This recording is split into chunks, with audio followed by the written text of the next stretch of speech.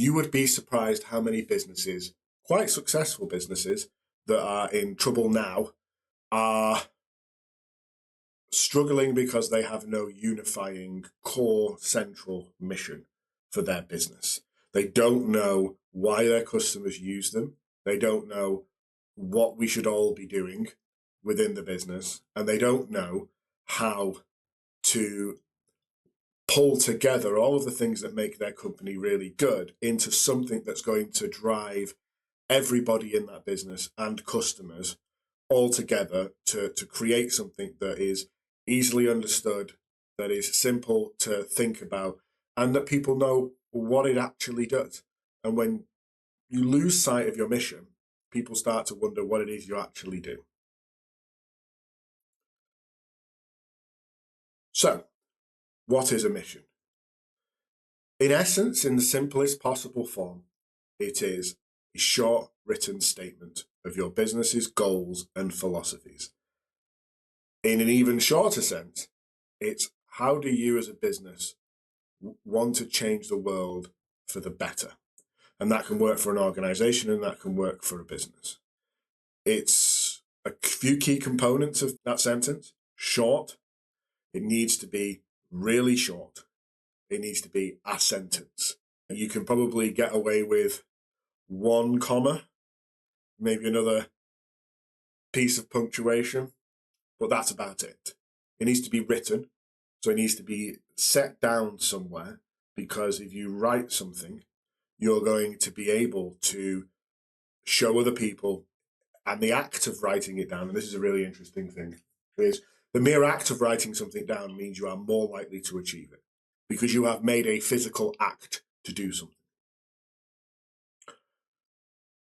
It's a statement, it's not a question, it's not fuzzy, it's hard and it's fast and it's a declaration of what it is that you want to do.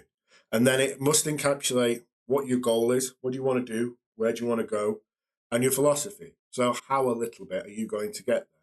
You're going to be ruthless, you're going to be empathetic. We've talked about values quite a bit already, other videos on the channel, and we'll talk about it again in the future, because after you've got your mission and your values and your vision sorted, they are the next step, your values. It's the defining, driving force of your business. It's the reason why everybody does everything. And the reason why it needs to be a short written statement of business goals and philosophies is because what that means to your finance department is different than what it means to your HR department or your sales department or your marketing department. But they all need to be working towards the same goal and using the same philosophy.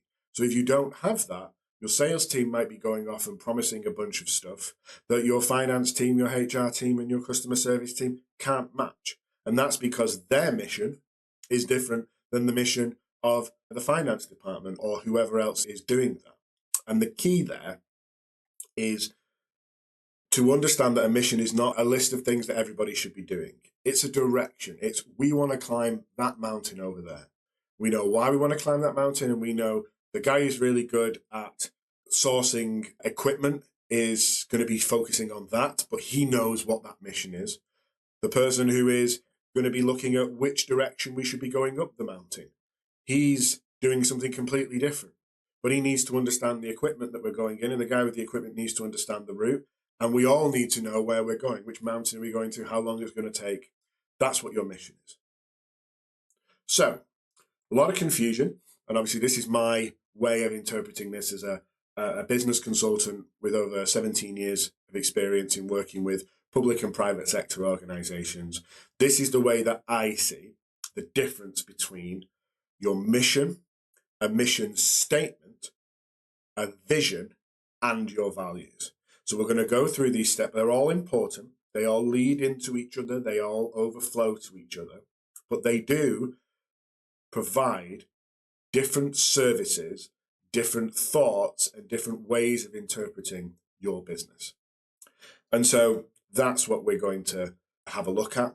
We're going to try and break them down using more simpler terms that don't look almost identical to each other. And we're going to define them, and we're going to see what they can do for us as a business.